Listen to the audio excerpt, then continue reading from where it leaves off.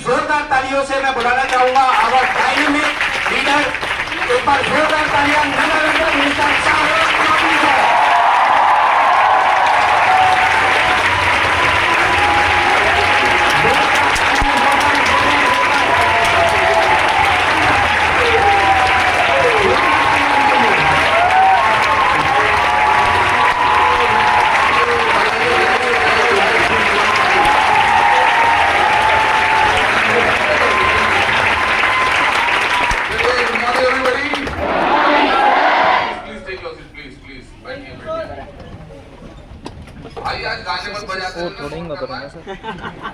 पिछले बात बुला लो, क्या गाने बजाते हैं?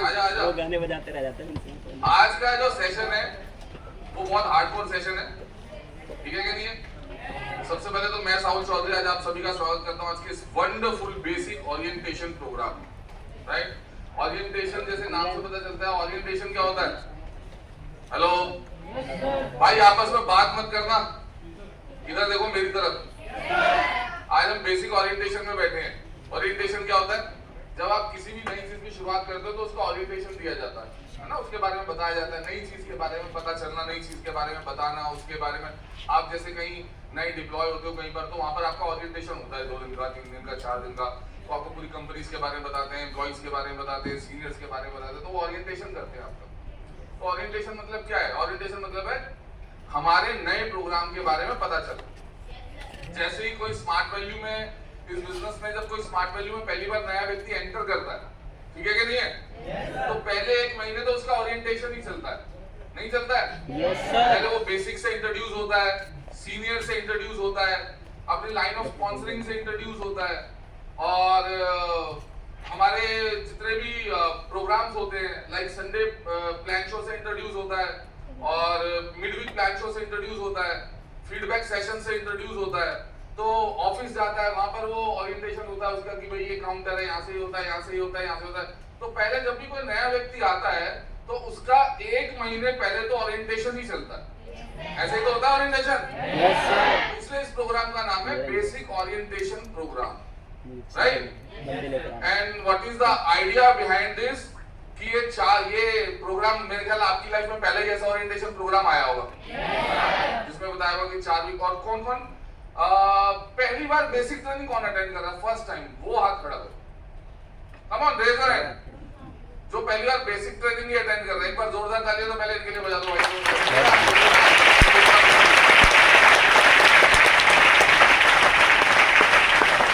पहली बार बेसिक ट्रेनिंग मेरे थ्रू कौन अटेंड कर रहा है वो हाथ खड़ा करो। चलिए एक बार जोरदार तालियां आप लोगों के लिए।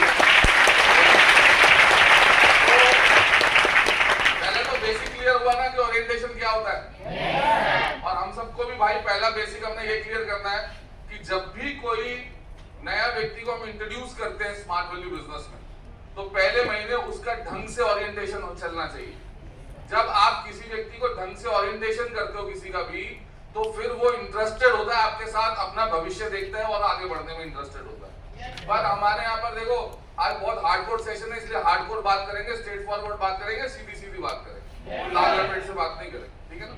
तो सबसे पहले जितने भी लोग यहाँ बैठे हैं उनका जो सबसे बेसिक काम है वो क्या होना चाहिए?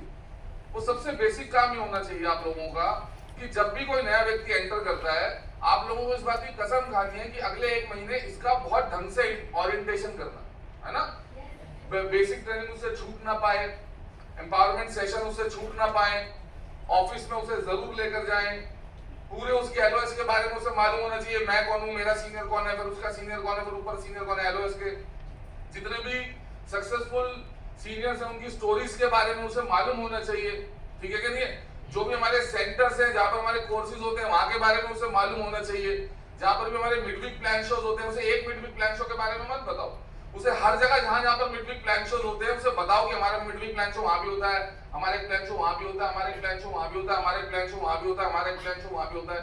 तो इससे क्या होता है कि जब भी कोई व्यक्ति नया आता है तो वो जब अपनी लिस्ट प्रिपेयर करता है तो अपनी लिस्ट खोलता है तो उसको पता चलता है मेरा गेस्ट तो सर एक माह से भी है, तो वहां पर भी प्रोग्राम दिखा सकता है। समझ में आ रही है भाई? तो जिसकी जब मैं स्टार्टिंग में इस बिजनेस में आया था तो वेरी फर्स्ट डे मेरा ओरिएंटेशन बहुत अच्छा हुआ। उस ओरिएंटेशन में सबसे पहला मेरा जो ओरिएंटेशन हुआ था वो ये हुआ था कि सीनियर ने सबसे पहले बैठकर मुझसे मेरी ही ज्वाइनिंग डलवाई थी। कि डालो अपनी जो है। ये सबसे पहला बेसिक ओरिएंटेशन है, वो आपके साथ इंटरेस्टेड क्यों होता है। दूसरा ओरिएंटेशन ये हुआ कि मैं अपनी ही पेमेंट लेके, उन्होंने कहा चलो मेरे साथ ऑफिस चलेंगे, पेमेंट लगा के। ये दूसरा ओरिएंटेशन हुआ सबसे अच्छा, है ना। तो मुझे ऑफिस देखना समझ में आया, तो उस समय क्या हो गया, आपके अंदर का जो इंटरेस्ट है वो डेवलप होना शुरू हो जाता है। मेरी बात समझ में आ रही है, नहीं आ रही है? तो इस तरीके से आप किसी भी नए व्यक्ति का ओरिएंटेशन शुरू करना चाहिए हमेशा। जिसको मैं कहता भी हूँ कि जब भी कोई नया व्यक्ति इंट्रोड्यूस हो, उसको विदिन 24 आवर्स, ठीक है ना, विदिन 24 आवर्स उसका जो ओरिएंटेशन है वो किसी न किसी सीनियर के थ्रू होना चाहिए। जो भी आपके साथ इंट्रोड्यूस होता है उसका ओरिएंटेशन आपसे नहीं होना चाहिए, उसका ओरिएंटेशन आपके सीनियर से होना चाहिए। मतलब कोई भी नया व्यक्ति है, उसको 15 मिनट, आधा घंटा, पौना घंटा आप अपने सीनियर के साथ जरूर बैठो। और सीनियर का काम क्या है, वो उसे ये सारी चीजों के बारे में बताएगा, पूरे ओरिएंटेशन के बारे में, कि अगले पूरे 1 महीने आपको क्या क्या करना है। मेरी बात समझ में आ रही है, नहीं आ रही है? किसी भी व्यक्ति का बहुत बेसिक है जब वो शुरुआत करता है, उसके बाद फिर फर्दर प्रोसीजर शुरू होता है। और उसमें सबसे पहला प्रोसीजर आता है हमारा बेसिक ट्रेनिंग, है ना। बेसिक ट्रेनिंग जिसको हमारे यहाँ पर बोला जाता है, जो हमारे बिजनेस की आत्मा है, आत्मा। अगर कोई बिना बेसिक ट्रेनिंग के इस हमारे स्मार्ट वैल्यू बिजनेस को वो कंटिन्यू करना शुरू करता है और बेसिक्स उसके वीक हैं, तो आप बिल्कुल क्लियर कर लेना, ये बहुत लंबी रेस का घोड़ा नहीं बनेगा। Basic it should be like, basic should be on your finger tips. आपके फिंगर टिप्स पे बेसिक्स होने चाहिए। अगर आपके बेसिक्स आपके फिंगर टिप्स पे नहीं है तो आप किसी का ओरिएंटेशन अच्छा नहीं करा सकते हो। कोई व्यक्ति नया आता है इस बिजनेस में, उसको ढंग से बता नहीं सकते हो, उसका ड्रीम डेवलप नहीं करा सकते हो। तो आपके जो बेसिक्स है, मैं यहाँ पर कई लोगों को देखता हूँ बचते हैं बेसिक से, बेसिक करने से, बेसिक बताने से। डोंट डू दैट, करो जितना भी आता है उसे करो, ठीक है। तो पहले 2-3 थंब रूल है हमारे बेसिक ट्रेनिंग के। क्या है? हाँ, थंब रूल, ठीक है। 2-3 बेसिक ट्रेनिंग के हमारे थंब रूल हैं, बेसिक के। थंब रूल्स क्या क्या है? और थंब रूल समझते हो कि ये रूल हमेशा रहेंगे, ठीक है कि नहीं है? तो हमारे बेसिक्स के 2-3 थंब रूल है। सबसे पहले तो उसका ओरिएंटेशन करना है आपको, जो मैं बता ही रहा था। हैंडराइटिंग सही है ना मेरी? मैं प्रैक्टिस करके आया हूँ रात को, अच्छी हैंडराइटिंग, ठीक है। जितने भी लोग यहाँ बैठे सभी प्रॉपर डायरी है, नोट पैड है। और देखो आपकी हैंडराइटिंग आपको समझ में आनी चाहिए, बाकी को समझ में आए या ना आए उससे कोई फर्क नहीं पड़ता, ठीक है ना। टूटा फूटा लिखो, जैसा मर्जी लिखो, पर लिखो। लिखना इंपॉर्टेंट है, ठीक है कि नहीं है? लिखना बहुत इंपॉर्टेंट है। तो पहला थंब रूल क्या है बेसिक ट्रेनिंग का, कि किसी भी नए व्यक्ति का ओरिएंटेशन होना बहुत जरूरी है, ठीक है। Orientation bye senior, orientation bye senior, yes. जब शुरुआत सही होगी ना, तो उसका अगर आगाज सही होगा तो अंजाम भी बहुत अच्छा होगा। समझ में आ रही है ना? तो आगाज हमेशा सीनियर के थ्रू होना चाहिए। तो पहला थंब रूल क्या है कि ओरिएंटेशन उसका होना चाहिए। दूसरा थंब रूल क्या है हमारे बेसिक का, कि बेसिक ट्रेनिंग जितनी बार लेने का मौका मिले, मैं हमेशा बताता हूं इस बात को, बेसिक ट्रेनिंग जितनी बार लेने का मौका मिले, हमें उतनी ही बार बेसिक ट्रेनिंग लेनी है। जैसे भी सोमेश्वर कहते हैं कोई बोर हो जाता, क्या बोर हो जाता है कि बेसिक लेते हो? अरे नहीं भाई, मैं 2005 में ज्वाइन हुआ था, 2005 में, और ज्वाइन होने के अगले दिन मेरी बेसिक ट्रेनिंग हुई थी, और आज पूरे 20 साल हो चुके हैं और आज भी मैं बेसिक ट्रेनिंग ही कर रहा हूं। समझ में आ रही है, नहीं आ रही है? आप देखो from the day first to till date we are connected with basics. तो अगर आप बेसिक से कनेक्ट रहोगे ना, आप बिजनेस से कनेक्ट रहोगे, आप बिजनेस से कनेक्ट रहोगे तो आप पैसे से कनेक्ट रहोगे।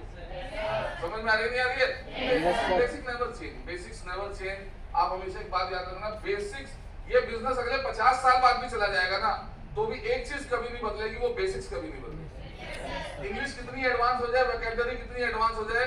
कल मैं परसों अपने घर में गया तो मेरी जो नीस है, भतीजी है, उसका एग्जाम था इंग्लिश का। तो मैंने कहा अरे कह रही चाचू मेरा इंग्लिश का एग्जाम है। मैंने कहा बहुत अच्छी बात है बेटा, इंग्लिश तो तुम्हें सारी आती है, तुम तो मास्टर हो इंग्लिश के।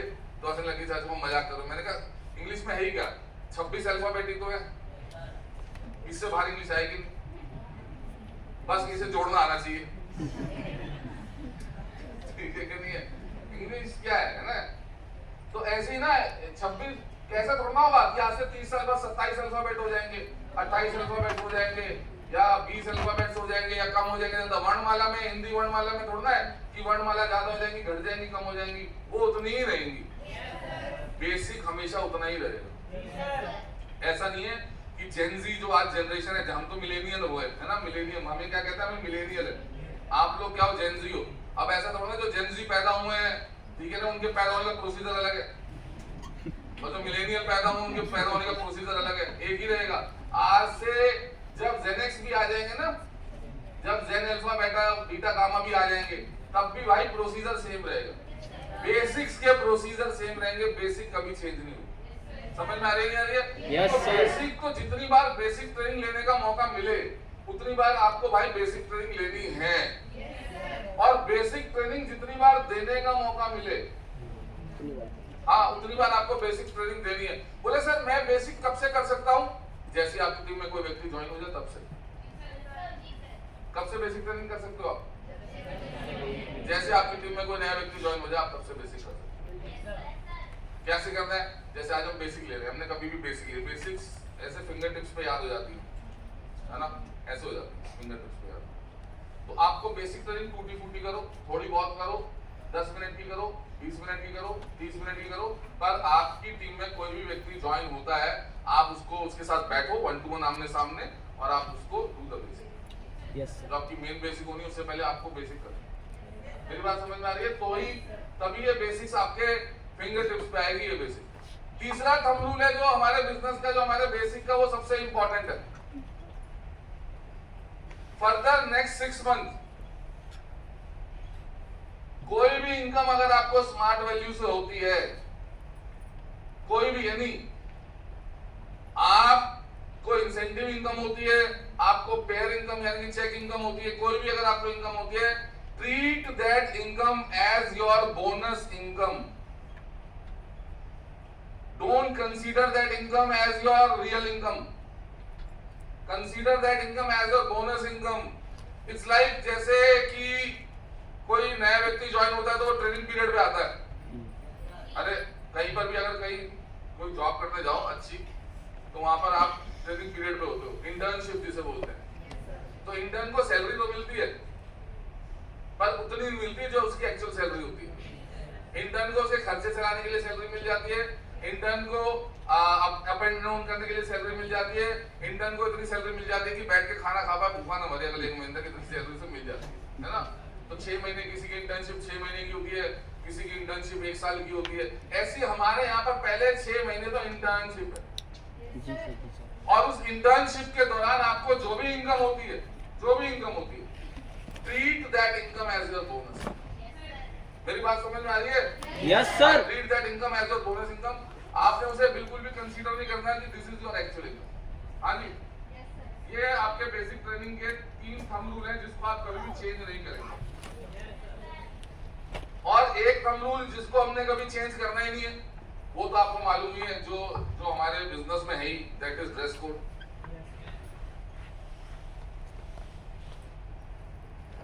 मुझे तो ये समझ नहीं आती कि लोगों को इस बात के लिए मोटिवेट करना पड़ता है कि अच्छा पहनो,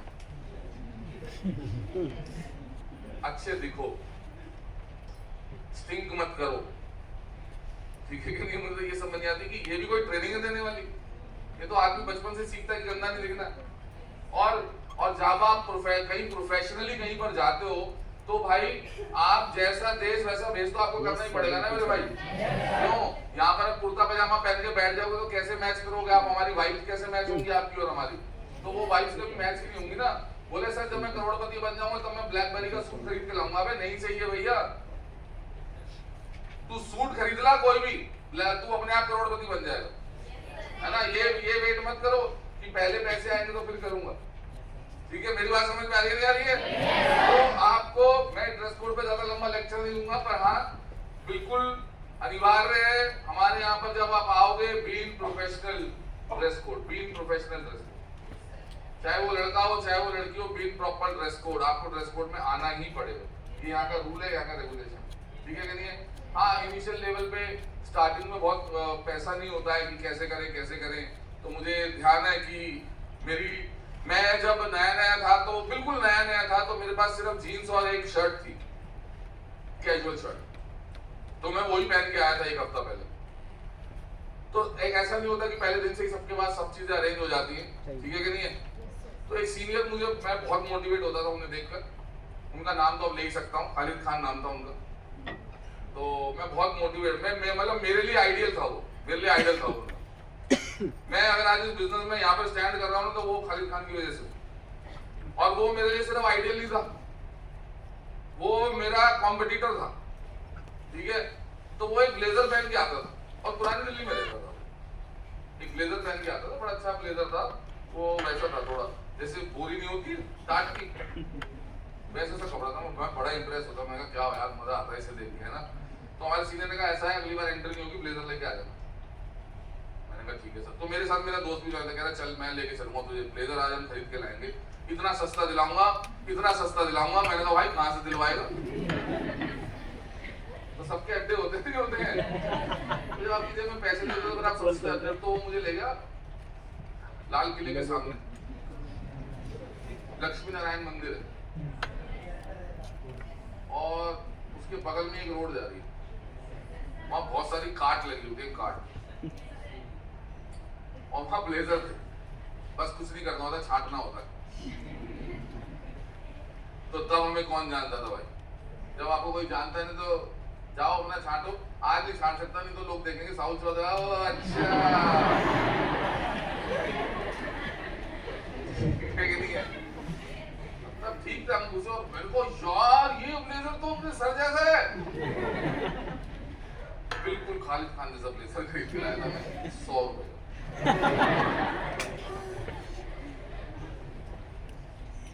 ढूंढो जाके, जाओ मिल जाएगा,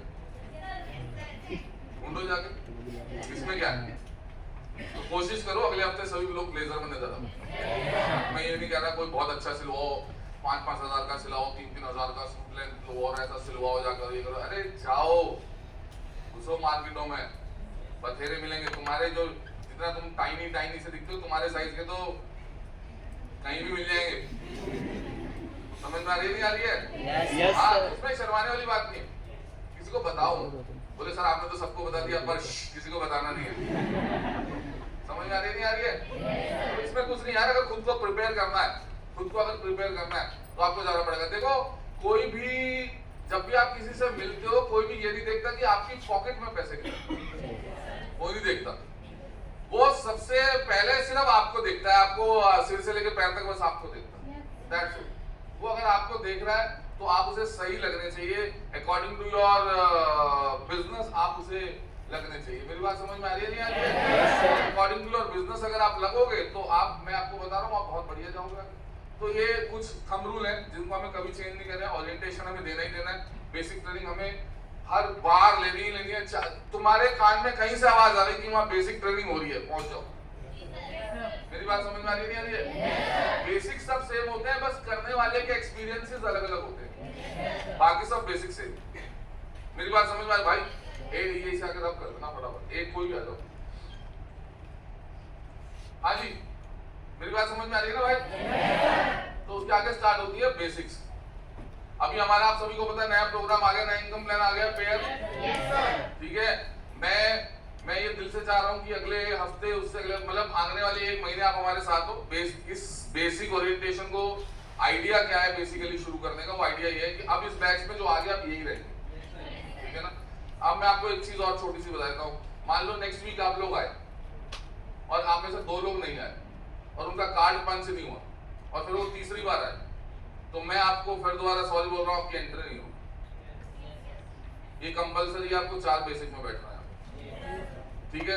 अब अगली बार कोई आया नया, हमें बिल्कुल क्लियर पता चल जाएगा वो नया, क्योंकि जब वो हमारे पास कार्ड लेके आएगा उसका कार्ड पंच नहीं हुआ, हम बिल्कुल कह देंगे भैया आपकी एंट्री नहीं। अब आप ही लोग हो हमारे साथ अगली 4 बेसिक्स के अंदर। मेरी बात समझ में आ रही है? तो ये पहला बैच है, इसमें हम ये हमारे इसको शुरू करने का आइडिया ये है कि जब आप हमारे पास आ रहे हो तो हम आपको पूरा तरीके से हम समझा के भेजे, भाई देखो ऐसे ऐसे होता है। समझ में आ रही है नहीं आ रही है? तो आपका प्रॉपर अच्छा ओरिएंटेशन हो और फिर आप लोग इस बिजनेस को करने के लिए आगे बढ़े, ठीक है कि नहीं? तो उससे आगे शुरू करते हैं। जैसे मैं हमेशा बताता हूँ, ये बेसिक ट्रेनिंग है। इस बेसिक ट्रेनिंग को समझने से पहले हमें कुछ क्वालिटीज पे, मैं हमेशा बताता हूँ इस क्वालिटीज को, कि कुछ क्वालिटीज पे हमें खास ध्यान देना। अक्सर बताता हूँ क्योंकि कभी कभी क्या करते हैं, हम प्रोग्राम शुरू कर देते हैं बट हम अपने अंदर कुछ चेंजेस नहीं लेकर आते।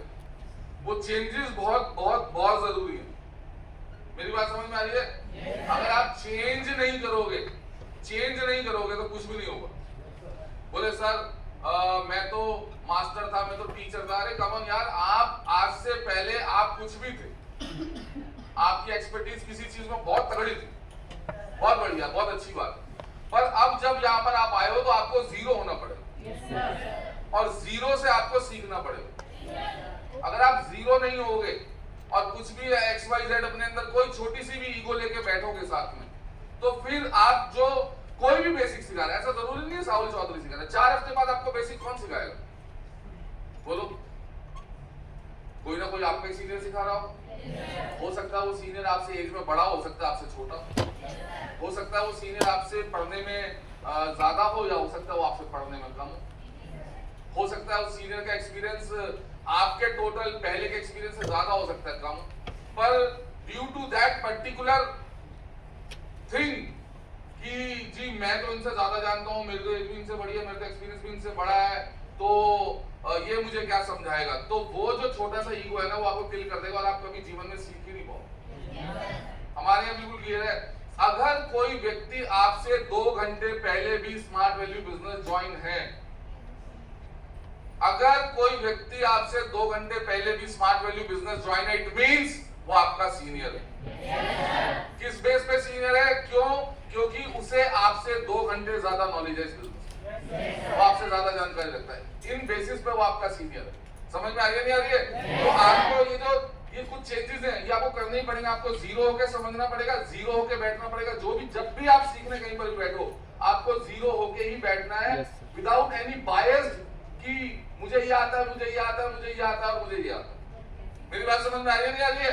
और जीरो होके बैठना और कुछ क्वालिटीज आपको अपने अंदर इनहेल करनी है, जिसमें सबसे very first quality that you should have, that is your attitude.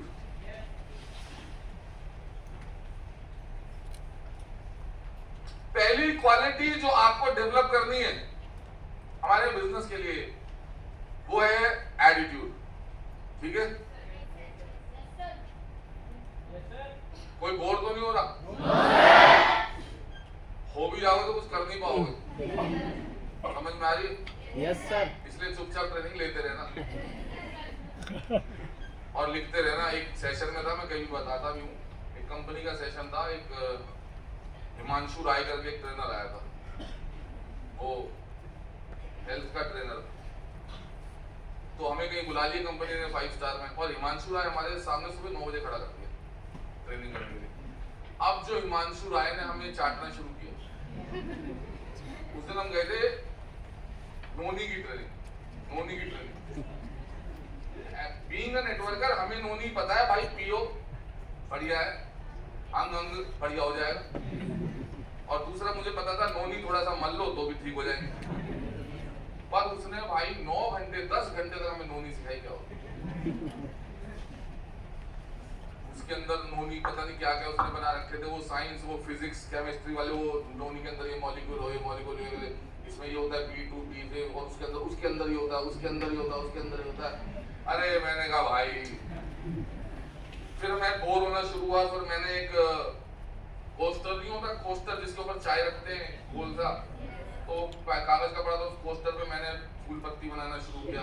बहुत बढ़िया फूल पत्ती बनाई। फिर मैंने फूल पत्ती अगली बात में ला पे अपना कोस्टर दे, फिर मैंने उस कोस्टर पे बंदे बनाने शुरू किए मेरे आगे जो बैठे हुए हैं।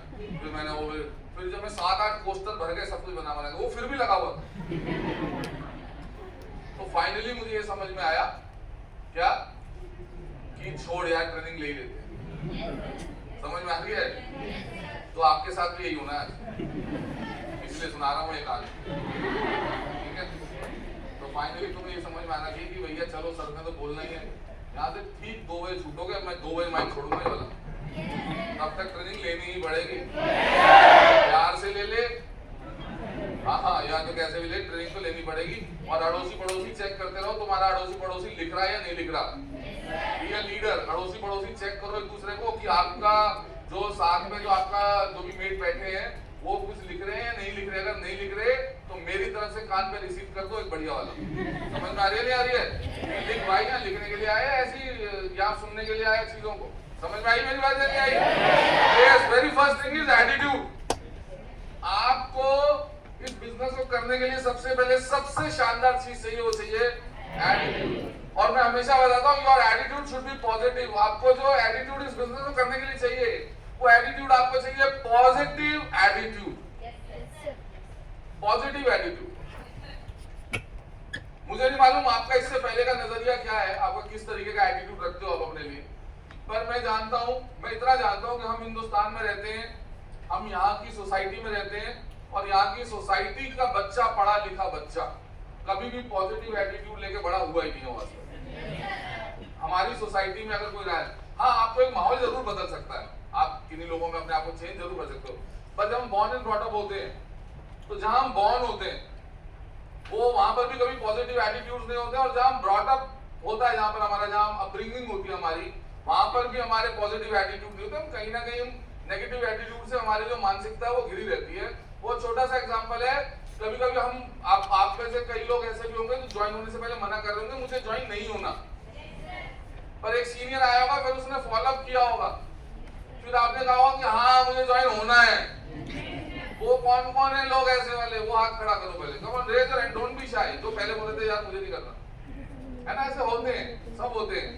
हमारे यहाँ पर कभी सिखाया नहीं जाता, हमारे यहाँ पर ओपन आर्म कभी सिखाया, ओपन आर्म करके कभी सिखाया नहीं जाता कि बेटा आपकी लाइफ में कोई भी अगर अपॉर्चुनिटी आए तो उसे ओपन आर्म आपको एक्सेप्ट करना है और करके देखना। किसी भी चीज को आप तब तक सही या गलत नहीं कह सकते जब तक आप किसी भी चीज को करो नहीं, है ना। सही और गलत का फैसला कब हो सकता है? जब आप किसी चीज को पूर्णतः करके देख लो, तब आपको पता चलता है वो चीज सही है या नहीं है। अदरवाइज ऐसे तो दुनिया बहुत कुछ बोलती है भाई। तो आपको इस बिजनेस को सबसे पहले अपने एटीट्यूड को बदलना पड़ेगा, और वो एटीट्यूड क्या करना पड़ेगा? आपको पॉजिटिव एटीट्यूड करना पड़ेगा, आपको पॉजिटिव एटीट्यूड करना पड़ेगा, ठीक है ना। तो नेगेटिव एटीट्यूड और पॉजिटिव एटीट्यूड भी मैं गलत बोल रहा हूँ, मेरे को वर्ड यूज करना चाहिए डैम पॉजिटिव एटीट्यूड। आपको डैम पॉजिटिव एटीट्यूड रखना पड़ेगा। ये डैम पॉजिटिव एटीट्यूड क्या होता है? मैं हमेशा बताता हूं, जिस काम को 10 लोग भी मना कर रहे हो, बोले जी ये काम नहीं हो सकता, आपको तब भी वहां खड़े होकर कहना है कि हो सकता है, मैं करके दिखाता हूं। उसे बोलते हैं पॉजिटिव एटीट्यूड। आपके सामने कोई भी अपॉर्चुनिटी आए, आपको उसे करना। 10 लोगों के मना कर देने का मतलब ये नहीं कि कोई काम नहीं हो सकता। मेरी बात समझ में आ रही है? अगर इस पूरी दुनिया में किसी भी व्यक्ति ने किसी भी काम को एक बार किया है तो इसका मतलब उस काम को किया जा सकता है। समझ में आ रही है? अगर इस पूरी दुनिया में, I am repeating my line, अगर इस पूरी दुनिया में किसी भी काम को किसी भी व्यक्ति ने एक बार भी किया है तो उस काम को आप कर सकते हो। बहुत क्लियर फंडा है, बहुत क्लियर फंडा है। तो आपको इस बिजनेस में सबसे पहले क्या करना पड़ेगा भाई? Dam positive attitude. 10 लोग भी किसी काम को मना कर रहे हो कि बोले जी सर ये नहीं हो सकता, आप कब हो सकता है? दुनिया में ऐसा कोई ताला बना ही नहीं है जो बिना चाबी के बना होगा। आपको सही समय पर सही चाबी लगाना सीखना है, बस यही है positive attitude, nothing more than that. यही है पॉजिटिव एटीट्यूड। और इस पॉजिटिव एटीट्यूड के लिए आपको दो तीन चीजें करनी पड़ेगी। देखो हम बहुत खतरनाक सोसाइटी में रहते हैं, बहुत डेंजर सोसाइटी में रहते हैं हम लोग, full of negativity, full of dream killers घूमते हैं, फुल ऑन घूमते हैं, फुल ऑफ नेगेटिविटी से भरे हुए। ऐसे में अगर हमें बचना है तो हमें सबसे पहले क्या करना पड़ेगा? अपने पॉजिटिव एटीट्यूड करने के लिए सबसे पहले हमें अपना एटमॉस्फेयर चेंज करना पड़ेगा कि हम किन लोगों के बीच में रह रहे हैं, आप किन लोगों के बीच में रह रहे हैं।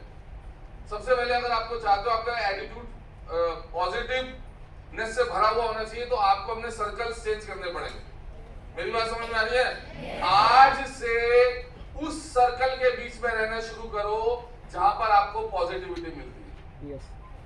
आज से उस सर्कल के बीच में रहना शुरू करो जहां पर लोग आपको किसी भी काम को करने के लिए प्रेरित करते हैं, इंस्पायर करते हैं।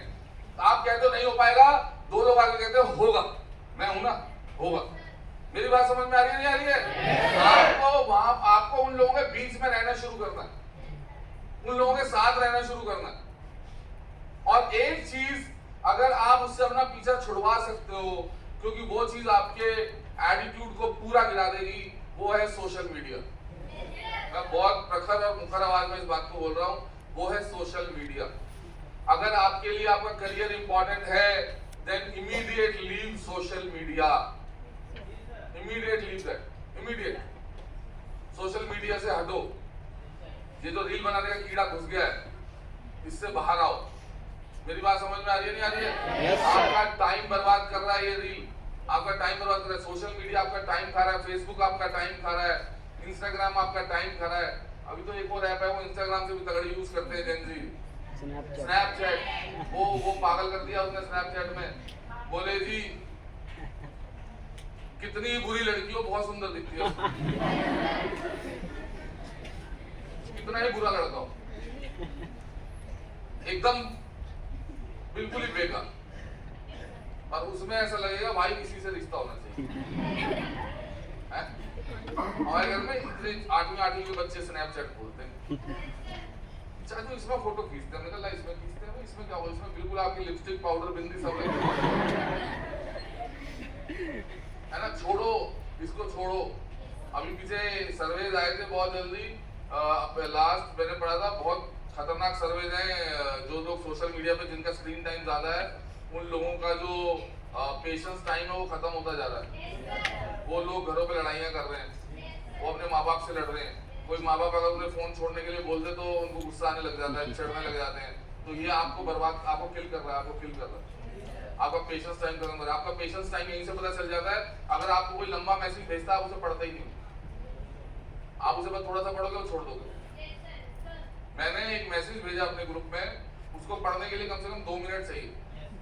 मान लो मैंने भेजा 1:58 पे वो मैसेज, जैसे मैंने भेजा 1:58 में मेरे पास रिप्लाई आ गया, यस सर।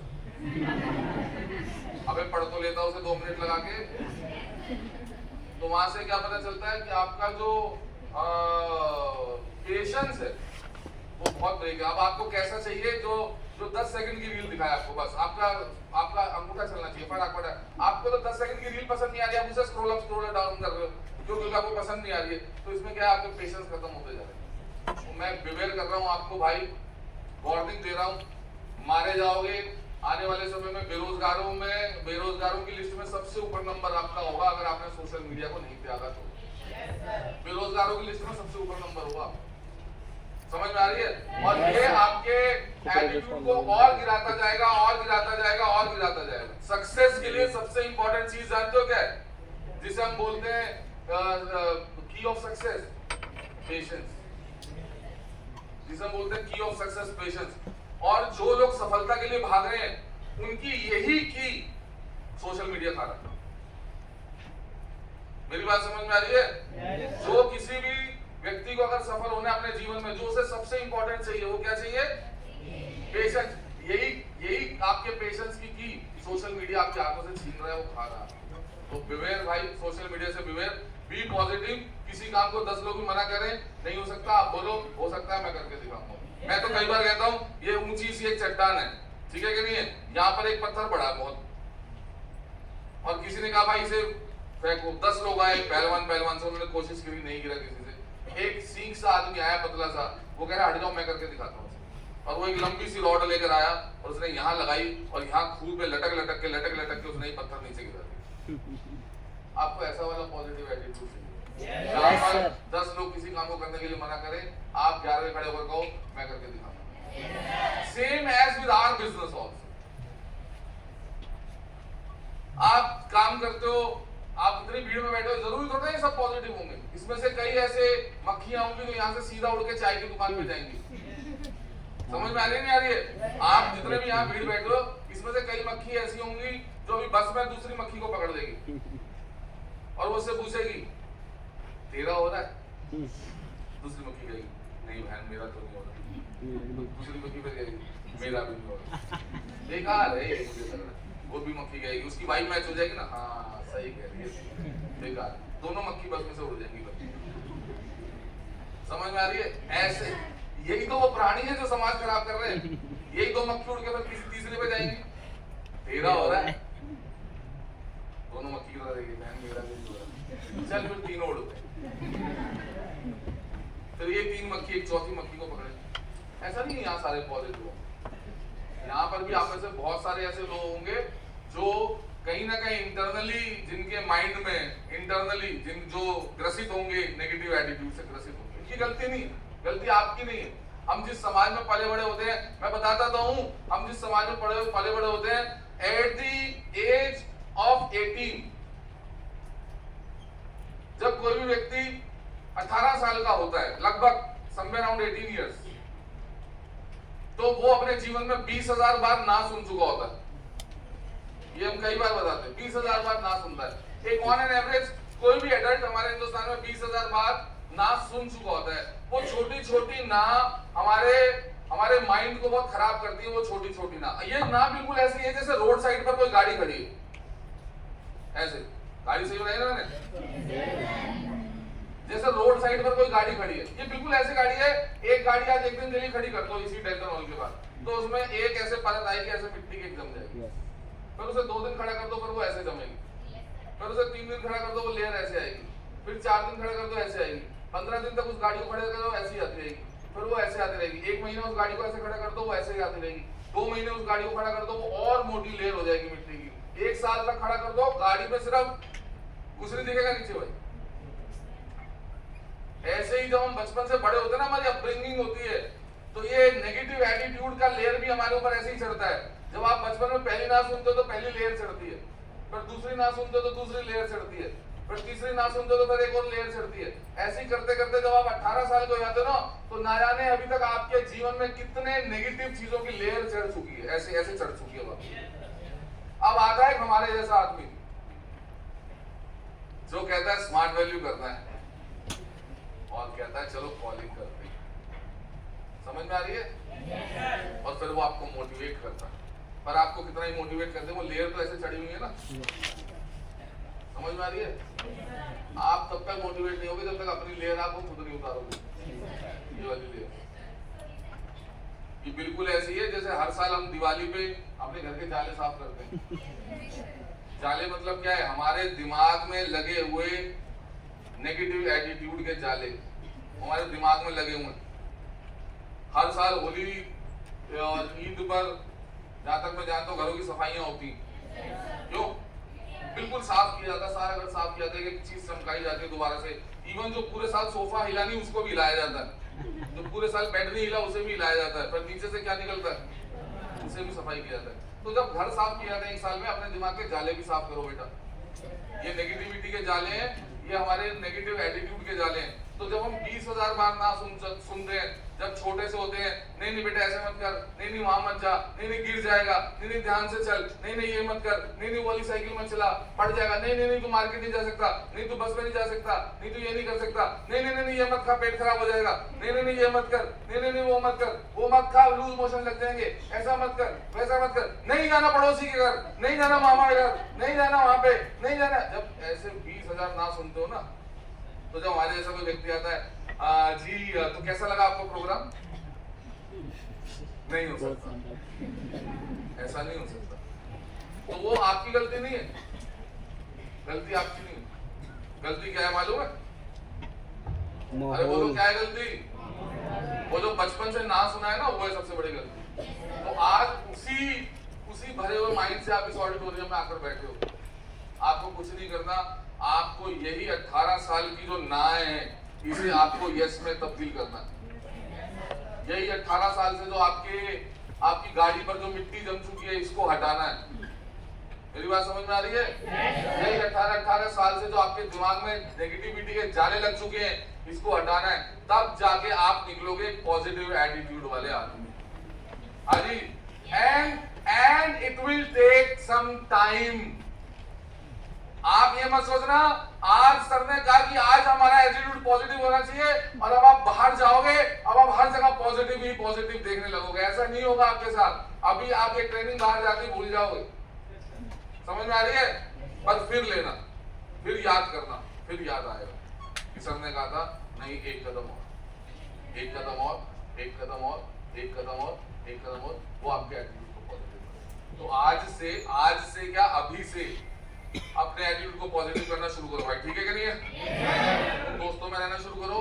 जिसने आपको हाँ बोल दिया वो आपका दोस्त है, जिसने आपको ना बोल दिया उसे थोड़े समय के लिए स्टैंड बाय पे साइड पर रखो। मैं ये नहीं कह रहा हटा दो, मैंने कहा stand by, TV stand by पे करते हैं ना ऐसे बंद करके, पीछे से प्लग नहीं हटाते तो कहते हैं वो स्टैंड बाय पे चला जाता है। तो ऐसे कुछ समय के लिए आपको अपने दोस्त जो आपके साथ नहीं कर रहे, आपके रिश्तेदार, आपके पेरेंट्स, बहुत बड़ी बात बोल रहा हूँ, आपके पेरेंट्स को भी स्टैंड बाय पे रख लो और उन्हें थोड़े समय के लिए साइड पे रखो और कहो अब थोड़े समय बाद मिलेंगे। थोड़े समय मतलब 3 साल बाद मिलेंगे, आपसे 5 साल बाद मिलेंगे, अभी पहले काम कर लिया। मेरी बात समझ में आ रही नहीं आ रही है? तो आपका जो एटीट्यूड होना चाहिए क्या होना चाहिए? डैम। दूसरी क्वालिटी, तो पहली क्वालिटी से हम शुरू कर रहे हैं, पहली क्वालिटी हमें चाहिए एटीट्यूड। दूसरी क्वालिटी जो मैं हर बार बताता हूं, आपको चाहिए यस, दूसरी क्वालिटी जो आपको बहुत बहुत बहुत इंपॉर्टेंट है, ये अभी आपको क्वालिटीज पे बात कर रहा हूं मैं कि आपको स्मार्ट वैल्यू बिजनेस करने के लिए 4 क्वालिटी हम जो डिस्कस कर रहे हैं, ठीक है? दूसरी क्वालिटी आपको चाहिए बिलीव। यस, बिलीव, विश्वास। ये आपको बहुत इंपॉर्टेंट चाहिए, बहुत इंपॉर्टेंट, बहुत चीज इंपॉर्टेंट। पहली बार कौन कौन आया था? कौन रेजर है? अरे वो जिन्होंने जो पहली बार बेसिक ले रहे हैं वो खड़े हो जाओ अपनी सीट पे, जो पहली फर्स्ट टाइम बेसिक अटेंड कर रहे हैं। कम ऑन, तुम पहली बार बेसिक अटेंड कर रहे हो? मतलब हम लोग पहली बार बेसिक अटेंड कर रहे हैं, ठीक है? चलो अभी बात करेंगे। तो हमें दूसरी क्वालिटी क्या चाहिए? अरे बोलो भाई। हाँ, बिलीव बहुत इंपॉर्टेंट चीज है। पूरी दुनिया बिलीव पर चल रही है, ठीक है कि नहीं? आपका क्या नाम है? शाहिनी, बहुत अच्छा नाम होगा। शाहिनी क्या करते हो? क्या एजुकेशन क्वालिफिकेशन क्या है? Pursuing BBA. कौन सा सेमेस्टर चल रहा है? Second semester. तो शाहिन, मैं एक बात तुमसे पूछूंगा। अच्छा भाई, जितने भी लोग खड़े हो, हाँ जी, मेरी बात को बहुत ध्यान से सुनना है, समझ में आ रही है? Yes sir. और जितने भी लोग बैठे हो, आप भी, जितने भी लोग खड़े हो, आपने सबसे पहले ये बोलना है कि मम्मी कसम खा के कह रहे हैं कि जो भी कहेंगे सच कहेंगे। अरे बोलो यस सर। नहीं बोलो, मैं रिपीट करो, रिपीट आफ्टर मी। मम्मी कसम जो भी बताएंगे सच बताएंगे। ठीक है सर, ठीक है। अब मैं बिलीव कर लेता हूँ कि आपने अपनी मम्मी कसम सच खाई है। अरे ये तो बिलीव कर सकते हैं। और ये वाला रूल अप्लाई नहीं है यहाँ पे।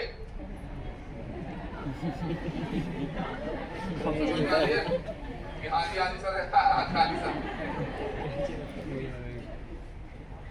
ठीक है? तो पहले तो स्कूल में बहुत ड्रामा होता था, खा मम्मी कसम, जैसे कर लेते, हाँ भाई खा ली तो पैरों की उंगलियां ऐसे मोड़ी होती थी। अरे बैठ जाओ भाई, फटाफट बैठ जाओ यार, बैठो बैठो।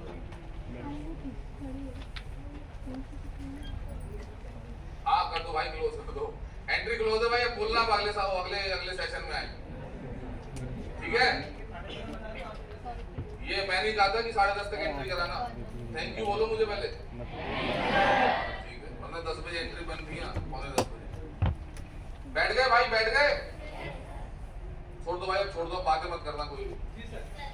हाँ जी, तो आपने मम्मी कसम खा ली ना? शाहिनी, जैसे ये स्मार्ट वैल्यू बेटा बिजनेस जो आपने शुरू किया है, मैं सिर्फ ये पूछना चाह रहा हूँ, इस पे कितने % आपको विश्वास है? 10%, 20%, 50%, 100%, 150%, कितने %? 100%। ठीक है बेटा, बैठ जाओ। आपका कहना बिल्कुल सच बोलना है, मम्मी कसम खाइए ना? कितने % विश्वास है? 70%। 70% तो मैं लिखा भी नहीं है, बस लिख देता हूँ। 1 वोट फॉर 70%। ठीक है, गुड बेटा। हाँ बेटा, कितने % विश्वास है? 100% विश्वास। ठीक है, बैठो बैठो। आज बेटे 100%, आज बेटा 80%। तुम ऐसे नंबर बोलो, मैं लिखे नहीं, चलो ऐड कर 80%, 99.99% भी कर ले, 99% भी ऐड। ठीक है, बैठो। हाँ जी मैडम, 100%। ठीक है, बैठिए। हाँ बेटे 100%। हाँ जी बेटा, देख के नहीं बोलना है ना, अपने दिल से बोलना। हाँ बताओ। अरे इसको पूछ रहा हूँ, इसने बोल जो जिसने बता दिया वो बैठ जाओ। हाँ जी 50%, 50% विश्वास है कि होगा और 50% हो सकता है नहीं भी होगा, राइट? बैठिए। हाँ जी 50% है बेटा, ठीक है, वेरी गुड।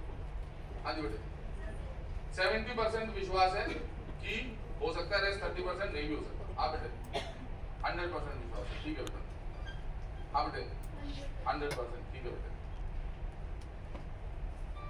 50% है, इसलिए स्पोर्ट्स शूज पहन के आए हो, इसीलिए। हाँ बेटे यू यस 80%, यस बैठो बैठो, यस बेटा 90%। अरे बात मत करना भाई, देखो बात मत करना कोई भी, ठीक है बैठो। हाँ बेटे 50% विश्वास है कि हाथ मांडो, हो सकता है नहीं भी हो सकता। हाँ बच्चे 100%, ठीक है बैठो। 80%, ठीक है बैठो। 100%, बैठ जाओ। हाँ बेटा 100%, ठीक है। हाँ बच्चे 50%, बैठ जाओ। 100%, बैठो। 100%, 101%,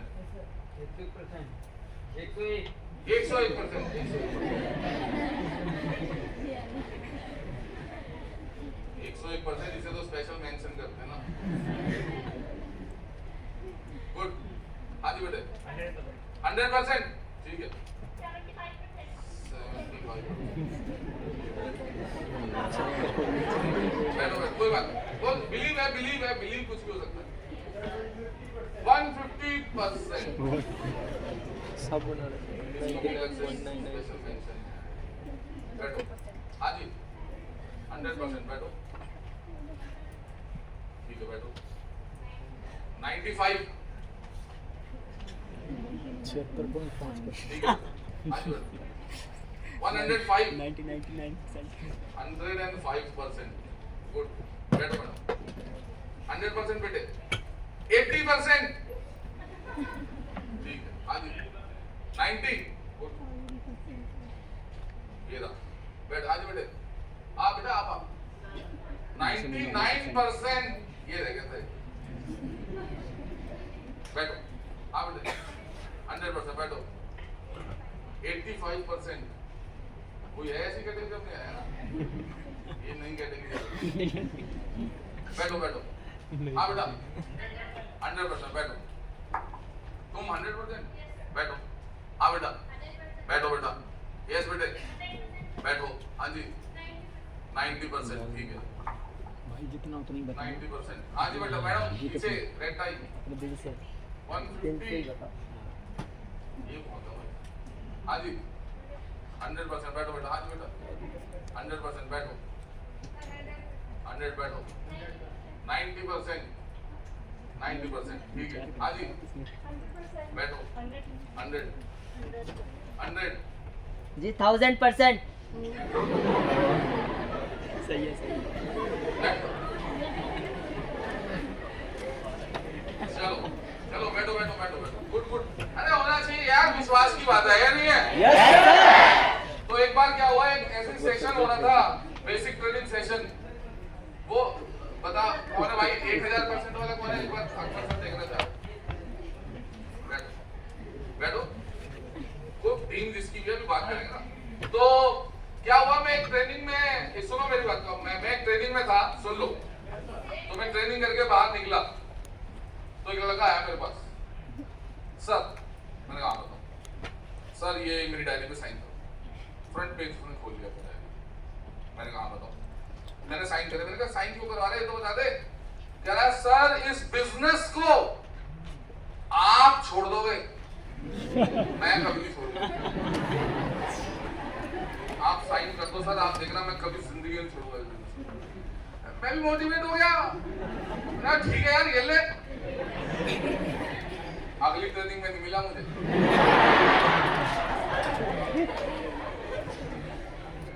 नेक्स्ट ट्रेनिंग में वो मिला ही नहीं। मम्मी कसम खा के कह रहा हूं, मुझे इसलिए ये इवेंट याद है कि मुझे साइन करा के गया था और अगली ट्रेनिंग में नहीं। समझ में आ रही है? देखो बिलीव क्या होता है, देखो बिलीव। अब मैं आप लोगों से पूछूं, आप ही लोगों से दोबारा से, जो जो लोग खड़े थे, आपको खड़े हो जाओ, दो खड़े हो, दोबारा खड़े हो जाओ। मैं आप लोगों से एक क्वेश्चन सिर्फ मेरा हो रहा है, अपने माता पिता पे कितना % विश्वास है कि ये मेरे ही हैं? हाँ? बेटा पेरेंट्स पे कितने % विश्वास है ये मेरे ही हैं? नहीं, किसने बताया तुम्हारे पेरेंट्स? किसने बताई ये बात? तो क्या पता झूठ भी बोला उन्होंने? ऐसा नहीं हो सकता क्या? क्यों? मतलब हम जब छोटे थे तो हमें किसी ने कह दिया कि is your father, she is your mother, और हम मान के बैठ गए मेरे मम्मी पापा। नहीं तो वही तो पूछ रहा, फिर विश्वास क्यों करके बैठे हो आप उन पे? क्या पता झूठ बोला उनसे आज तक, हमें मंदिर से उठा के लाए हो कहीं से? क्यों भाई, कितने % विश्वास है बेटा पेरेंट्स पे? 90%? इंफिनिटी? तुम्हें तो तुम्हें किसने बताया था ये मम्मी पापा तुम्हारे ही है? बेटा तेज बोलो, बचपन से बोल रहे हैं। क्यों बोल रहे हैं? क्या पता झूठ बोल रहे हो? मैं यही तो पूछना चाह रहा हूं तुमसे। झूठ भी तो बोल सकते हैं मम्मी पापा मेरे मम्मी पापा हैं। बैठो, हमारे पेरेंट्स हैं, ये कुछ नहीं है, ये सिर्फ विश्वास है, विश्वास। इसे बिलीव बोलते हैं, बिलीव। मेरे मम्मी पापा हैं, ये विश्वास है। किसी ने प्रूफ नहीं दिया आपको कि आपके पास ये प्रूफ है, ये ले बेटा बचपन में ये प्रूफ है, ये तेरे मम्मी पापा है, और तब आपने बोला पहली बार हाँ पापा जी। समझ में आ रही है नहीं आ रही है? Yes sir. तो हमारे पास पेरेंट्स में बिलीव कैसा होता है? 100%। बिलीव क्या होता है मैं आपको आज बताना चाहता हूँ। बिलीव क्या होता है? बिलीव और डिसबिलीव दो ही चीजें होती है लाइफ में। या तो बिलीव 100% होता है या फिर कुछ भी नहीं होता। ये जो बीच वाले हैं ना, ये बीच वाले हैं बेटा, मेरी बात का बुरा मत मानना। ये तो मजाक कर रहे हो आप अपने लाइफ के साथ। ये बीच वाले जो आप अपनी जिंदगी के साथ मजाक कर रहे हो, सिर्फ मजाक चल रहा है आपको। मुझे 50% विश्वास है। कभी किसी ने कहा है 50% तो सर कभी कभी लगता है मेरे मम्मी पापा हैं। कभी कभी ऐसा शक होता है सर, शायद ही मुझे कहीं से लाए, ऐसा कभी बोलते हैं। और अगर किसी दिन ऐसा हो तो आज आपको पता चले रात को आप मम्मी पापा आपके बगल में लेटे हो और बात कर रहे हैं कि क्या नाम है तुम्हारा? तनीषा। रात को मम्मी पापा लेटे हो और तुम बगल में सोए हो और एकदम से बात कर रहे हैं, देख तनीषा कितनी बड़ी हो गई, जब मंदिर से लाए थे तो तनीषा नहीं। और जब आपको पता चले वो अच्छा, पहले तो आप रोओगे बहुत, नहीं रोएंगे ना, फिर हम पे विश्वास कम हो गया। आप मालूम आपके साथ क्या होगा? थोड़े समय में आपके साथ क्या होगा? थोड़े समय में आप उनकी बात मानना छोड़ दो। थोड़े समय में आपके साथ क्या होगा? आपके डिसबिलीव आपके साथ चलेंगे। थोड़े समय में आपके साथ क्या होगा? आपके लड़ाई झगड़े बढ़ने शुरू होंगे। थोड़े समय में आपके साथ क्या होगा? बहुत कुछ होने वाला आपकी लाइफ में, एकदम तूफान आएगा थोड़े समय आपके साथ। वो जानते हो किस वजह से आएगा?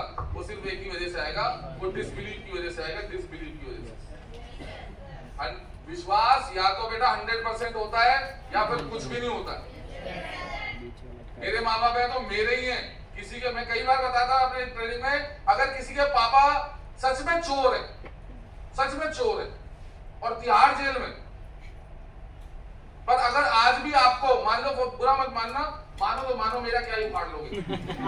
मान लो आप सोच के देखो आपके पापा चोर है, सच में बहुत बड़े चोर है और तिहाड़ जेल में, और अब आप रोड से जा रहे हो और दो लड़के आपको मिलते हैं, वो कहते हैं तेरा बाप तो चोर है, क्या करोगे तुम? अरे क्या करोगे? सच बताओ, सुन के आ जाओगे, लाठ उठा के बजा दोगे उसे। क्यों भाई? आपके पापा तो सच में चोर है। पर मैं बताता हूँ क्यों नहीं मानोगे, क्योंकि आपके पास बिलीव है। मुझे हो सकता है दुनिया के लिए चोर हो, पर भाई वो मेरे लिए चोर नहीं है। मेरे बाप ने अगर चोरी की भी होगी, वो मेरे लिए की होगी, समझ आ रही है? इसलिए मेरा बाप मेरे लिए हमेशा अच्छा रहेगा। तो ये क्या है? ये बिलीव है। 100 बिलीव कभी नहीं टूटता, बिलीव कभी नहीं टूटता। ऐसे ही भगवान पे हम बिलीव करते हैं, अल्लाह पे बिलीव करते हैं, जिनको भी आप मानते हो, जिस भी नाम से आप उन्हें जानते हो, जिस भी उस ऑलमाइटी को, उस ऊपर को, जिस भी नाम से आप लोग जानते हो, जिस भी नाम से आप उसकी पूजा करते हो, जिस भी नाम से उसे आप याद करते हो, आप उस ऑलमाइटी गॉड को जब भी आप देखते हो तो हमारे घर वालों ने भी हमें बचपन में सिखाया है, एक बाप अपने बेटे को पूजा करने के लिए लेके जाता है, एक बाप अपने बेटे को नमाज पढ़ने के लिए लेकर जाता है, एक बाप अपने बेटे को किसी भी ऐसी जगह पर लेकर जाता है, स्पिरिचुअल प्लेस पर लेकर जाता है उंगली पकड़कर, या अपनी बेटी को स्पिरिचुअल प्लेस में लेके जाता है और वहां पे बैठ के उसे कहता है कि बेटे जो भी दिया, बिटिया जो भी दिया हमें इस ऊपर वाले ने दिया।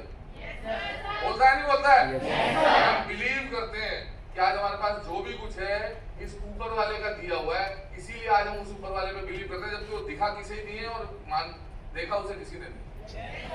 ऐसे ही बेटा बिलीव जो होता है ना वो 100% होता है, 100%। बिल्कुल 100%। तो अगर आपको हमारे बिजनेस पे चलना है तो आपको इस पे बिलीव करना ही पड़ेगा।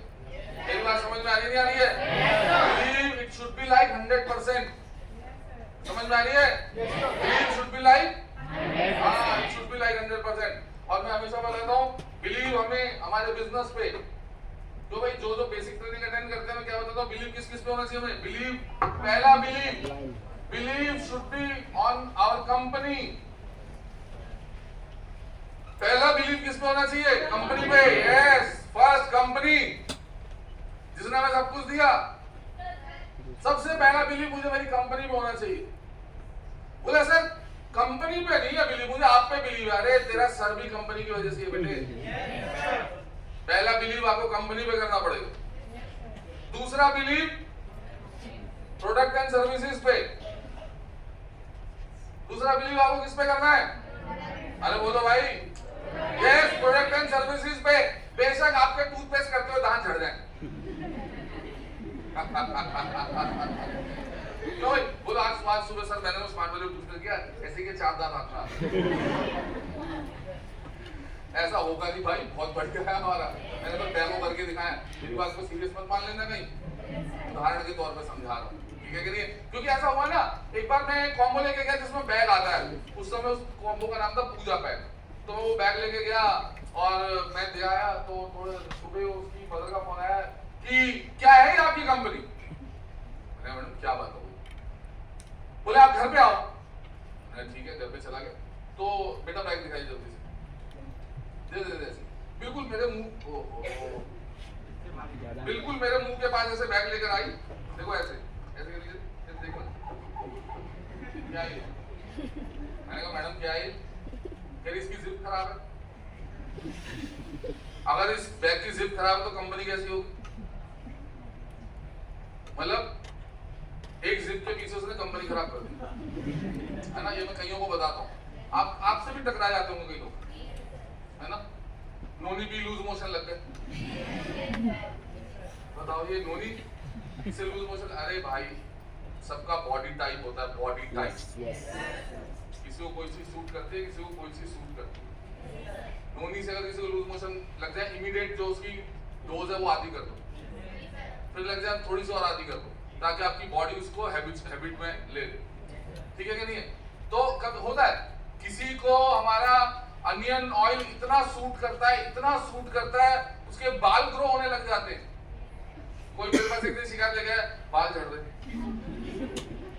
तो मैंने कहा भाई क्या करूं, दूसरे को लगवा दे अनियन ऑयल, कुछ और लगा, तू जड़ी बूटी ऑयल लगा। कुछ नहीं है, हेड एंड शोल्डर कभी यूज करोगे ना आपके बाल झड़ने लग जाएंगे। और किसी को हेड एंड शोल्डर बहुत सूट करेगा, किसी को सनसिल्क बहुत सूट करेगा, किसी के सनसिल्क के बाल झड़ जाएंगे। मैं आपको ये तो आजमाई चीज है मेरे घर में, ठीक है कि नहीं है? इतने महंगे शैम्पू आते हैं। एक मेरी बीवी ने इतना महंगा 1800 का शैम्पू मंगाया, लगा के कह रही बाल झड़ रहे। मैंने कहा तू छोड़, मैं ही लगा लूंगा, कम से कम लगा तो ये तो लगेगा 1800 का शैम्पू लगा, अपने झड़ जाएंगे कोई बात नहीं, पर साला शैम्पू बर्बाद नहीं जाने देना। क्यों? तो वो लेडी आई, उसने ऐसी बैग दिखाया और कह रही ये तो खराब है। मैंने कहा मैडम कोई बात नहीं, इसे रिप्लेस करा दो।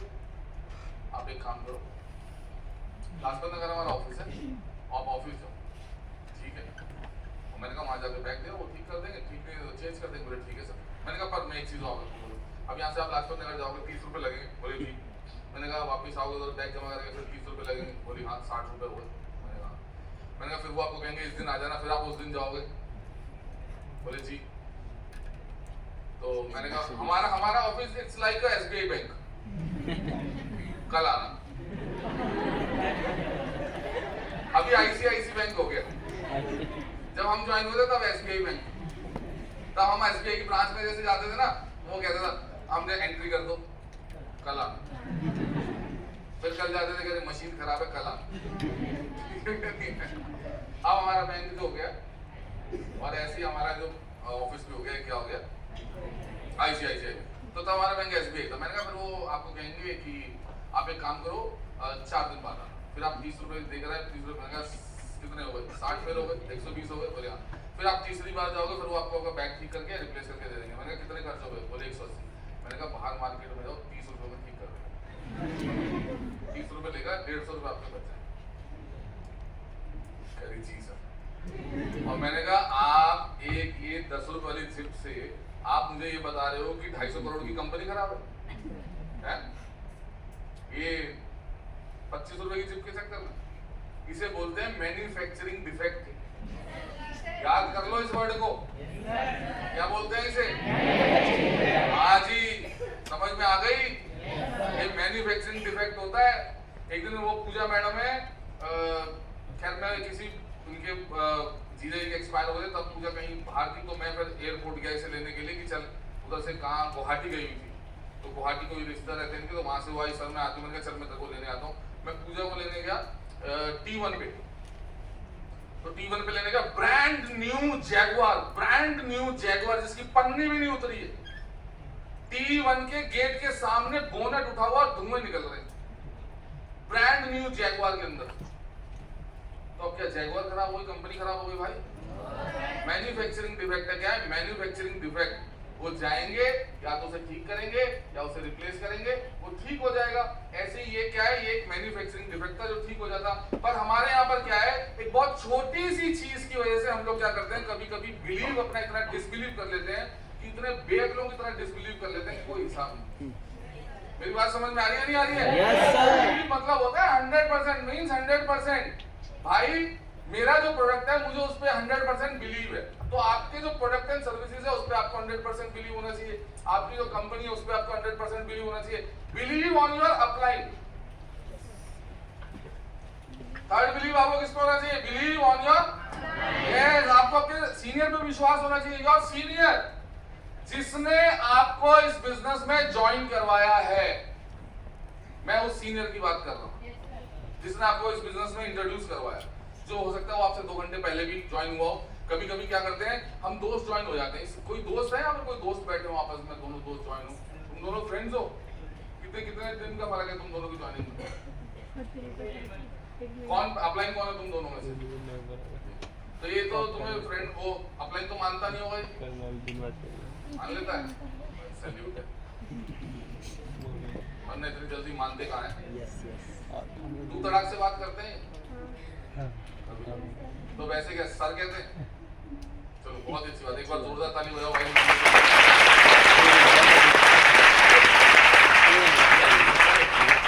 तो ऐसे बहुत सारे कॉम्बो आपको मिलेंगे हमारे बिजनेस में, है ना? दोस्त ज्वाइन हो गए, भाई बहन ज्वाइन हो गए, भाई ज्वाइन हो गए, बहन भाई ज्वाइन हो गए, बड़ा भाई डाउनलाइन बन गया, छोटा भाई अपलाइन बन गया। तो अब क्या, ऐसे बहुत सारे मिलेंगे आपको। तो कई ऐसे कॉम्बो मिलेंगे आपको, अपलाइन डाउनलाइन है, अपलाइन कम पढ़ा लिखा है, डाउनलाइन ज्यादा पढ़ा लिखा। तो ऐसी सिचुएशन में क्या होता है, कई लोगों को मैं देखता हूँ अपलाइन को अपलाइन की तरह ट्रीट भी करते हैं।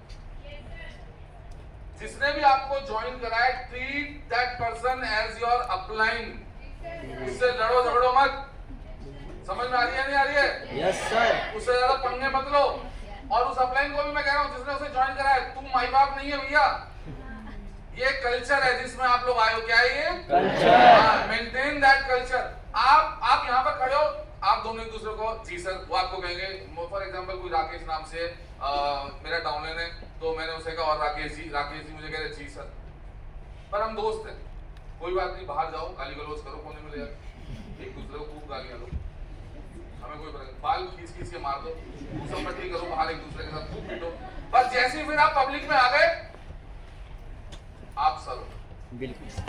मेरी बात समझ में आ रही है नहीं आ रही है? Yes sir. तो आपको अपने अपलाइन को अपलाइन मानना पड़ेगा भाई, अगर जिंदगी में आगे बढ़ना है तो। समझ में आ रही है? Yes, और sir. एक और अपलाइन है इस पे आपको 100% बिलीव होना चाहिए, 100% बिलीव होना चाहिए, ठीक है?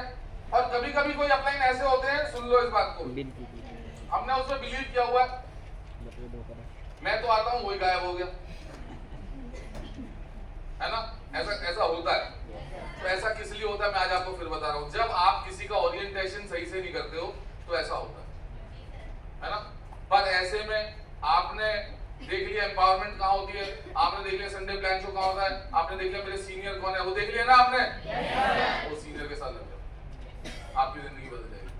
समझ में आ रही है नहीं आ रही है? Yes sir. मुझे जिसने इस बिजनेस को करना सिखाया था पहले 1 महीने में, फिर मैं पूछता रहा अपने सर से, मैंने कहा सर जी वो वाले सर कहाँ हैं, सर जी वो वाले सर कहाँ हैं, सर जी वो वाले सर कहाँ हैं, सर जी वो वाले सर कहाँ हैं, सर जी वो वाले सर कहाँ हैं। वो कहते थे ये राजस्थान गए हैं, आज वहां गए, बेंगलोर गए हैं, सर जी वो सर कहाँ हैं। 1 महीने बाद मैंने पूछना ही छोड़ दिया, 6 महीने बाद मुझे पता चला सर जी शहीद हो गए। ठीक है?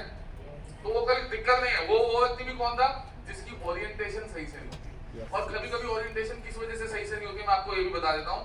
कभी कभी क्या होते हैं, देखो ये आपका सीनियर है, देखो ये पूरा गोला, ये कौन है? सीनियर। अगर आप इस गोले के अंदर रहे तो आपके सारे ओरिएंटेशन अच्छे होंगे। समझ में आ रही है? Yes sir. अगर आप इस गोले से बाहर चले गए तो आपके ओरिएंटेशन खराब होते चले जाएंगे। आपको कोशिश करनी है कि हमेशा सीनियर के टच में रहना है अंदर। समझ में आई? और एक और है जिस पे आपको बहुत बिलीव करना है, वो है आपका ट्रेनिंग अपलाइन। Training upline. हाँ यस, आपका training upline. Who is your training upline?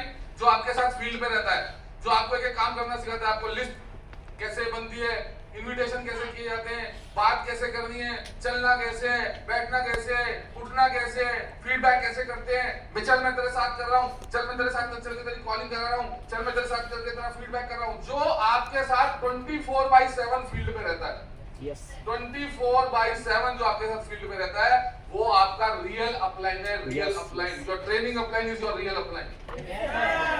Your upline is your temporary upline, but your training upline is your real lifeline. समझ में आ रही है नहीं आ रही है? Yes sir. ट्रेनिंग अपलाइन ही आपका लाइफलाइन है, वो ही आपका रियल अपलाइन है। तो अपने ट्रेनिंग अपलाइन को सपने में भी मत छोड़ना।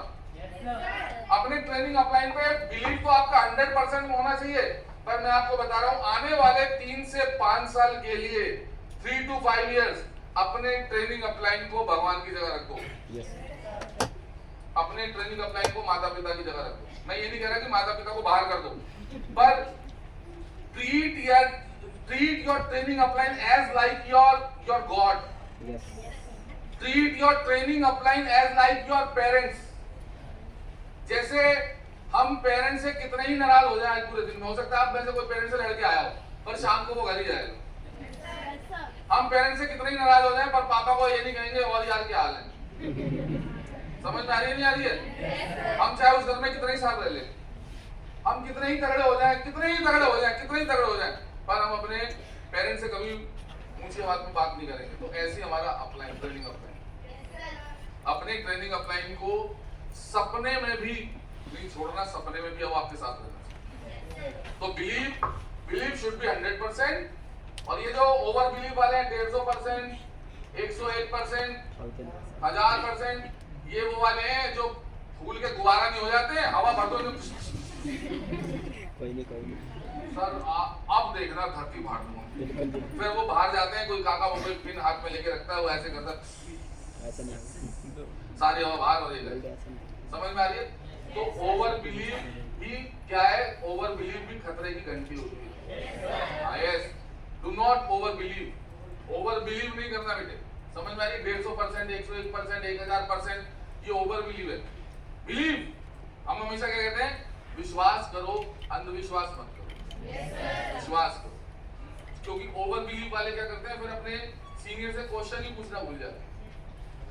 बोले नहीं यार सर से, मैडम से नहीं पूछना, अरे नहीं यार कोई बात नहीं, अरे नहीं बेवकूफों, काम करना है और आपके माइंड में कोई भी क्वेश्चन आता है, क्या आता है? क्वेश्चन। इसको थंब रूल में लिख लो, जो मैंने थंब रूल लिखवाया था ना, लिखो इसे थंब रूल में कि मेरे पास कोई भी अगर क्वेश्चन आए, क्वेश्चन, ठीक है, कोई भी अगर क्वेश्चन आए मुझे उसे अपने अपलाइन से पूछना है। आपको क्वेश्चन माइंड नहीं रहना, क्योंकि कई लोग क्या होते हैं क्वेश्चन माइंड रहते हैं, क्वेश्चन लिख लेते हैं अपने माइंड में। समझ में आ रही है? कोई भी क्वेश्चन आए, रात को 3 बजे भी आए, आपको सुबह वो लिख लेना है, आपको सुबह उठते सबसे पहले अपने अपलाइन से क्लियर करना।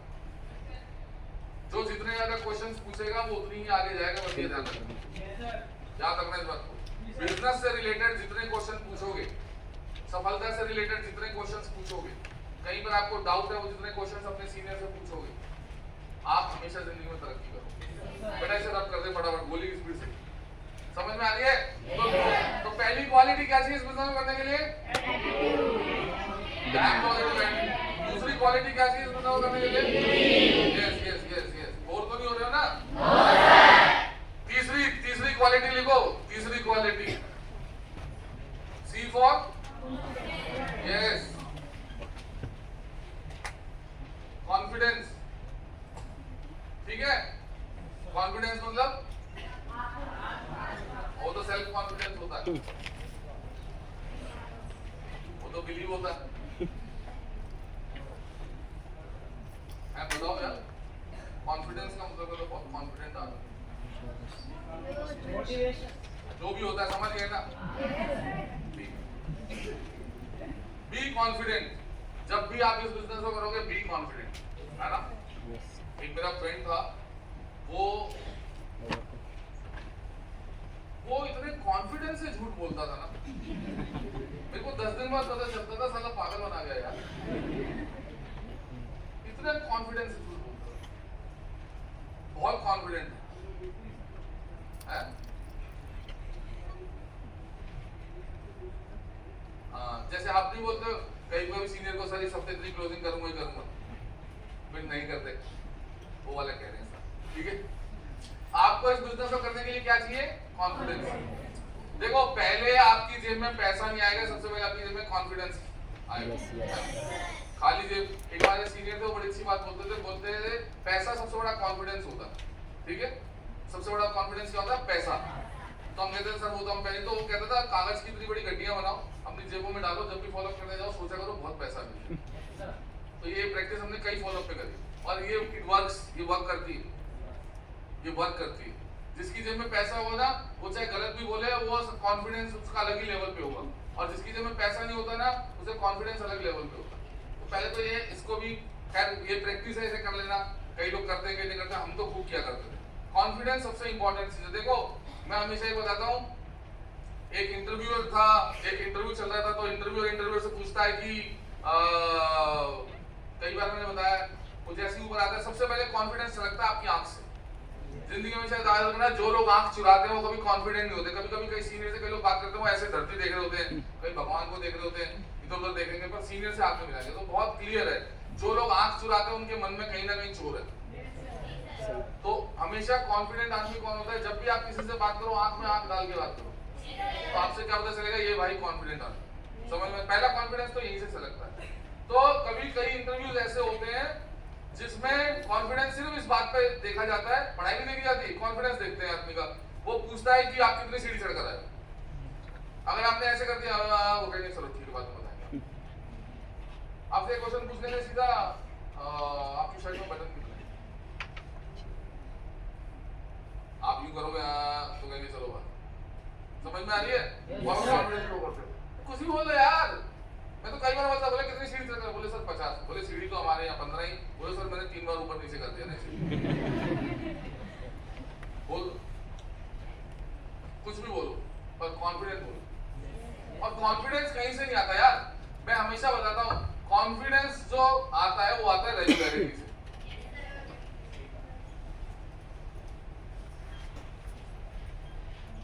कॉन्फिडेंस कहां से आता है? रेगुलरिटी से। कॉन्फिडेंस कम फ्रॉम रेगुलरिटी और रेगुलरिटी कम्स फ्रॉम नॉलेज। ठीक है,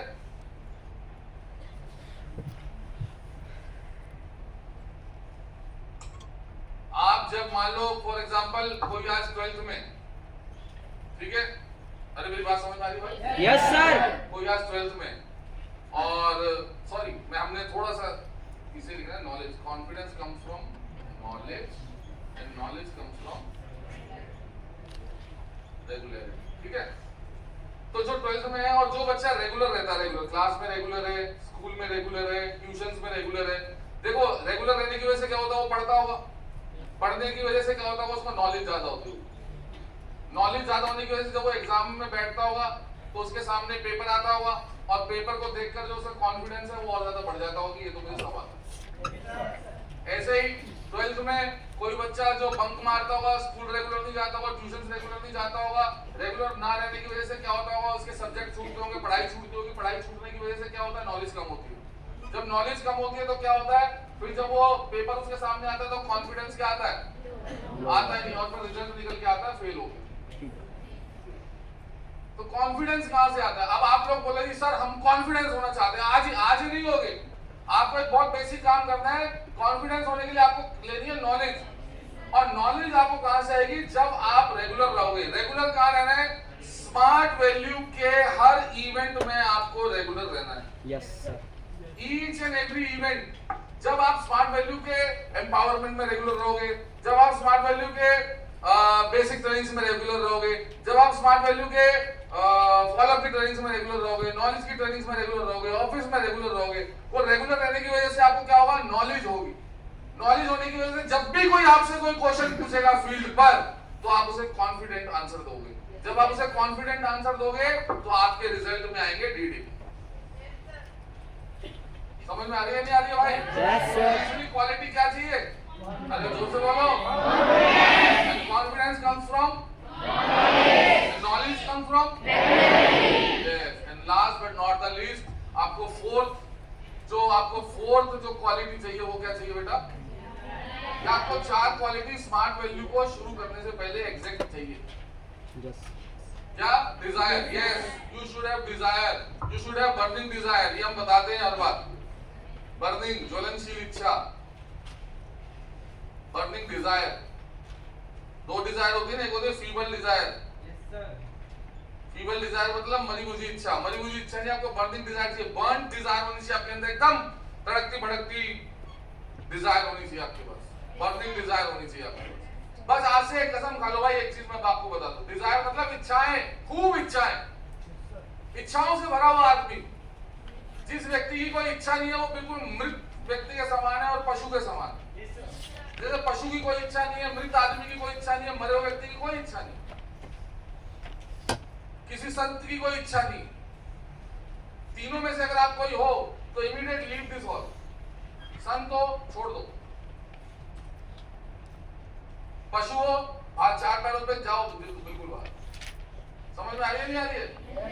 क्योंकि इसके अलावा तो आपको जिंदगी जीने के लिए जिस कर्म भूमि पर आप हो, आपको मालूम है ये कलयुग है। मैं तो हमेशा बताता हूँ जिस धरती पर आप हो इसे मृत्यु लोक बोला गया। मृत्यु लोक मतलब इसकी एंट्री और एग्जिट दोनों पक्की है। एंट्री भी आपको, अगर आपको इस धरती पर जन्म लेना है तो जो आपकी एंट्री होगी वो किसी न किसी मदर के थ्रू ही होगी। चाहे हमारे धरती पर भगवान भी क्यों नहीं प्रकट हुए, वो भी किसी न किसी के गर्भ से प्रकट हुए। एंट्री जो आपकी है वो आपकी मदर के थ्रू ही होगी। चाहे वो पशु हो, चाहे वो चींटी हो, चाहे वो हाथी हो, आपकी एंट्री वॉम्ब से ही होगी, गर्भ से ही होगी, और आपकी एग्जिट भी निश्चित है। चाहे आप कोई भी सांस लेने वाला प्राणी हो, पेड़ हो, पौधा हो, कोई भी, उसकी एग्जिट भी निश्चित है। मेरी बात समझ में आ रही है नहीं आ रही है? हाँ, एंट्री और एग्जिट दोनों निश्चित है, दोनों निश्चित है। तो आपको यहाँ पर क्या करना पड़ेगा, और यहाँ पर जो रोटी मिलेगी इसको भी बिल्कुल क्लियर कर लेना, इस धरती पर जिसको भी रोटी मिलेगी वो कर्म करने से मिलेगी। किसी को भी रोटी बैठे बैठे नहीं मिलेगी। ये ऊपर वाले ने लिख के भेजा हुआ है। चाहे आप किसी भी रिलीजन से हो, किसी भी जगह को आप फॉलो करते हो, ये ऊपर वाले ने रिटर्न में भेजा हुआ है। आपको जो रोटी मिलेगी वो काम करने से ही मिलेगी। सुबह सुबह उठो, बहुत ध्यान से देखो इस पूरे संसार को, बहुत ध्यान से। बस में चल रहे हो तो ध्यान से देखो कि सुबह सुबह उठकर लोग कहाँ जा रहे हैं। बाइक से कहाँ जा रहा है, गाड़ी से कहाँ जा रहा है, ट्रक से कहाँ जा रहा है, बस वाले बच्चे लोग कहाँ जा रहे हैं, इतने बसों भरे, आपको एक बेसिक आंसर मिलेगा, हर आदमी रोटी कमाने जा रहा है। बहुत बेसिक आंसर मिलेगा। कहाँ जा रहा है? वो बात अलग है, कोई सिर्फ रोटी कमाने जा रहा है, कोई पराठा कमाने जा रहा है, कोई नान कमाने जा रहा है, समझे, वो एक अलग है। पर हर आदमी अपना पेट भरने के लिए निकला हुआ है ना। आप बहुत ध्यान से देखोगे तो जब आपको गली में घूमते हुए जानवर दिखेंगे, जानवर, कुत्ता, गाय, आप बहुत ध्यान से देखना, ये क्यों घर घूम रहे हैं सुबह सुबह गली में, इधर मुंह मार रहे हैं, इधर ढूंढ रहे हैं, ये सब एक चीज को खोज रहे हैं, खाने को। समझ में आ रही है?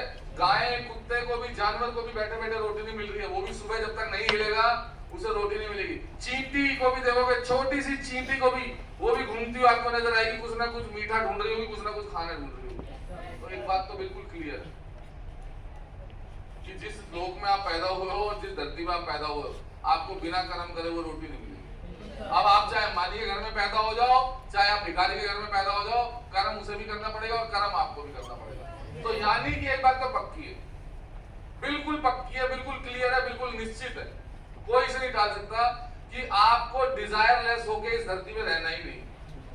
आपको डिजायर्स तो रखनी ही पड़ेगी, मेरी बात करें। और हम बीइंग अ नेटवर्कर और बीइंग अ डायरेक्ट सेलर, तो मैं तो आपको बहुत खुले शब्दों में और ओपन मंच से इस बात को बोलता हूं क्या कि जो भी आपकी डिजायर है, खूब सारी डिजायर रखो, एक मत रखो, खूब डिजायर रखो। मुझे गाड़ी में भी घूमना है, मुझे फॉरेन टूर्स भी जाना है, मुझे हर बड़ा काम करना है, मुझे स्टेजेस पे भी जाना है, मुझे करोड़ों रुपए भी कमाने हैं, मुझे ये भी लेना है। अब से आप जब भी कहीं बाहर घूमो जाओ, कोई बाइक आपको बहुत अच्छी लगती है, आप उसको कभी भी ना नहीं बोलो, और आप सोचोगे एक दिन मेरे पास होगी। कोई घर होगा, आप एक दिन सोचोगे मेरे पास होगा। कोई गाड़ी होगी, आप एक दिन अपने मन से जरूर सोचोगे मेरे पास होगी। ये आपके पास बर्निंग डिजायर्स होनी चाहिए। मेरी बात समझ में आ रही है? Yes sir. आज से मुंडी ऐसे नहीं होनी चाहिए कि मेरे पास नहीं होगा, आज से मुंडी ऐसे होनी चाहिए अभी नहीं है, कोई बात नहीं, पर होगा। बोले यार हम कभी हवाई जहाज में आएंगे, मुंडी ऐसे नहीं चाहिए, हाँ जाऊंगा जाऊंगा। समझ में आ रही है? यार अभी से नहीं आ रहे तो भी मुंडी कैसे होनी चाहिए, ऐसे, हाँ आएगा आएगा। समझ में आ रही है? नहीं आ रही है? Yes sir. मुंडी ऐसे हिलनी चाहिए, ऐसे। आप देखना आपके पास क्या क्या आएगा। उसके लिए आपको चौथी सबसे इंपॉर्टेंट क्वालिटी चाहिए, तो रिपीट आफ्टर मी। हमें 4 क्वालिटीज बिजनेस में चाहिए। सबसे पहले ए फॉर चाहिए, बी फॉर बिलीव, किस किस पर,